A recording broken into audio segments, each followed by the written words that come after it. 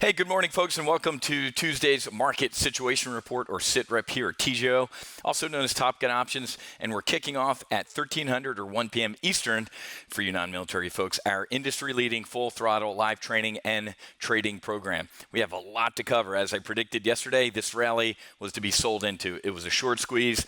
No good news came out of the meeting down in Buenos Aires, and we are heading lower. And we're going to talk at 1 o'clock about how to potentially hedge another pullback. So what you need to do, if you haven't registered already for our full week of live trading and training, just head to go.topgunoptions.com/FT, and FT stands for full throttle, because that's what we're going to do. We're going to help take your portfolio supersonic. And just for registering, we're going to throw a couple gifts at you: a $55 7-step trade plan, which I strongly recommend you review before you get to our 1 p.m. session, because that's what we're going to do. Just like a checklist, just like an aviator such as myself uses a checklist before any mission, peace, combat, we use our checklist to make sure we're going to win.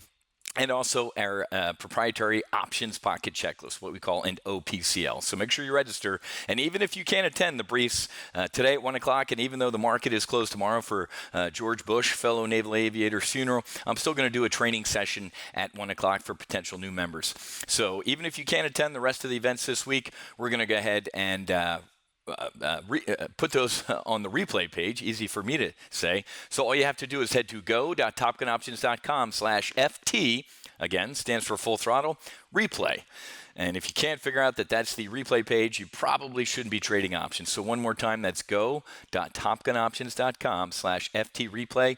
And I strongly recommend you watch the welcome aboard brief before our 1 o'clock session. This gives you a little bit of a background about who I am, and also our 7-step proprietary trade plan, along with our strategic, operational, and tactical methodology. Speaking of strategery, so to speak, Iran's most advanced homemade destroyer, the Sahan, joins the Persian Gulf fleet.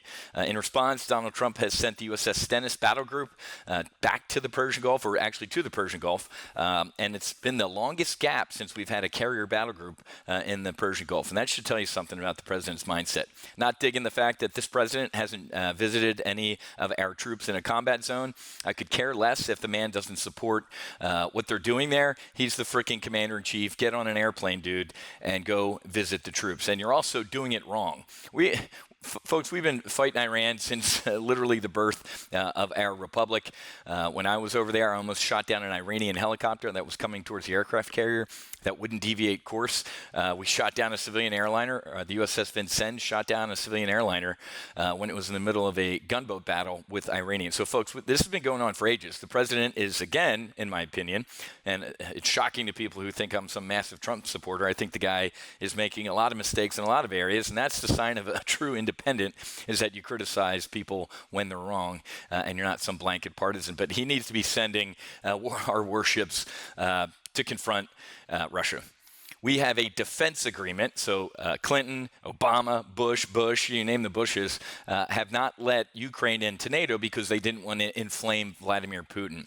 Well, apparently you did such a good not inflaming him that he invaded Crimea, invaded eastern Ukraine, shot down a civilian airliner, killing a bunch of men, women, and children, and then recently rammed a bunch of Ukrainian ships, fired on them, and has taken their sailors that I would call as prisoner of war. So again, the president canceling a meeting with Vladimir Putin down in, just kind of a handshake down in Buenos Aires. That's nothing, folks. We have a defense agreement with Ukraine that says if they're ever attacked by Russia, that we'd stand up for them. Last time I checked, when Russia rams your ships, fires at you, and seizes and takes hostage your sailors, that's an act of war. So Trump, wake up. This is another world issue that's, I don't want to say I'm laughing at it, but it's just a smirk. Macron, France is on, the last time the people stormed the Bastille or stormed and went after their leaders, it didn't turn out with them keeping their heads. So France and Macron, the Paris Accord, and we're all globalists and ice and this and global warming, climate change, whatever. It is a money grab by elitists, actually at the poor people. So they're not having any of it.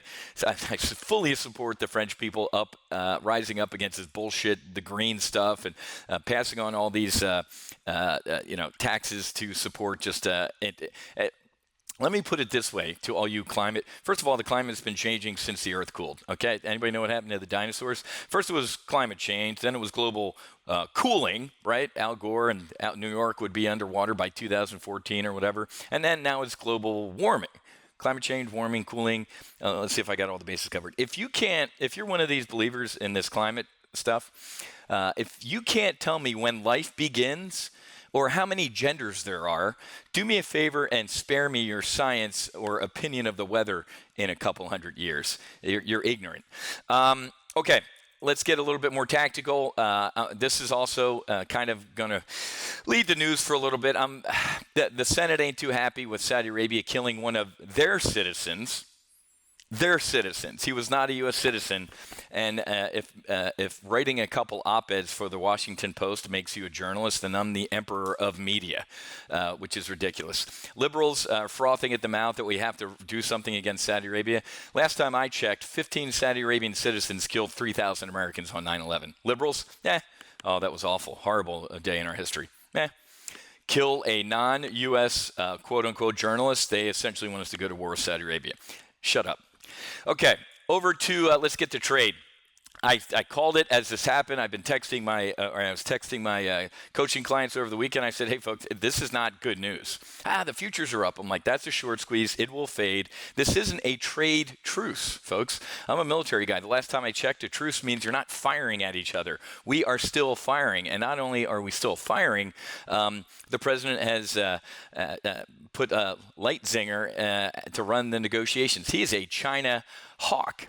For the past couple weeks, Larry Kudlow, kind of the market whisperer and Rodney King of the markets, can't we all get along, has been booted for this guy. So I'm not. I called this. I said any bounce off of this is going to be short-lived, and I would sell into it. Said that yesterday in our weekly options brief, and we're right today. We are not going to hold this 50-day or 200-day moving average. I think we're heading back down to the October lows. The economy is slowing, and Goldman said, "Hey, man." The odds of a comprehensive deal in the 90 days are 20%. And they look like a clown car today. Larry Kudlow said, it's 90 days from January 1st. Then the White House came out and said, no, Larry Kudlow's wrong. It's 90 days from December 1st when we met. And they have no idea what they're doing, okay? And when the market doesn't like confusion, right? And China's getting kicked in the teeth, man. I got to be honest with you. The PMI last week out of China, it was a lie about how bad it was. It's at 29-month lows, and it's probably even worse than that. So what's the market to do? The market's looking to the president to rescue the stock market from ending 2018 in the red. If you're hoping for this guy to save the stock market, you're in for it. I think the market's getting a little immune to the Trump tweets about how things are great and huge and we got a deal and all that stuff. We used to listen to those tweets. Now it's becoming noise, and I don't believe it.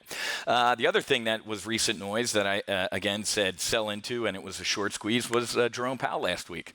Last Wednesday, he kind of kissed us on the forehead and put a Band-Aid on our boo-boo and said all's going to be well, and that's not what I heard. Okay, I absolutely did not hear that. Analysis, Powell did not say his view of neutral rates have changed. Couldn't agree more, folks. Here's October 3rd when Powell said, hey, we're way away from neutral interest rates. Market went apeshit. What happened the other day? We're close to neutral. Close to neutral does not mean we're at neutral and we're not going to raise interest rates. I think the market completely misread what he had to say, and it was also a short squeeze. So, guys, get ready, man. We're seeing a lot of canaries in the coal mine, rising interest rates killing the housing market, starting in Dallas, even the Bay Area. All the limousine liberals in the Bay Area are starting to feel some pain. This headline made me spit my coffee out. Hedge funds are ditching big tech names as the sector gets slammed. Ladies and gentlemen, you're looking at one of the only individuals a year ago that said get out of every FANG stock. The only FANG which isn't a FANG that might be safe is Amazon. Get out of Facebook, get out of Apple, get out of Netflix, get out of Google. And I put a T in front of FANG to FANG because the T is silent, Twitter. They're all imploding, folks, just as I predicted. And a lot of my personal coaching clients that have been with me since that time have printed money shorting Facebook, shorting Twitter, all this stuff. My personal Twitter account with 4,000 followers got blocked and deleted a week ago. Why? Because they didn't like my speech. There you go, folks. So here comes the government. Here comes conservatives with a backlash. You've poked a sleeping giant there. And then this piece of shit, this guy's just awful.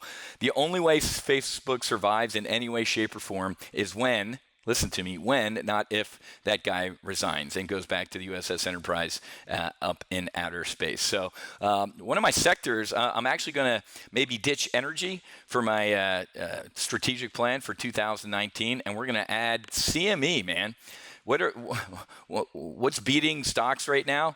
The place where people trade stocks. There's trading volumes are going through the roofs, especially when you see activity like this and volatility all over the place. People trade their asses off because they don't know what they're doing. The exchanges end up printing money. So get ready for me to make a new sector call. I just gave you a little bit of a clue. Check out CME Group, and that's probably where we're going to target some fire in 2019. But join me today for the first full throttle brief at 1 o'clock. Head to go.topgunoptions.com/FT, and I will see you at 1 p.m. or I'll see you on the replay. Happy hunting, make sure you hedge, and God bless. I'll see you at 1.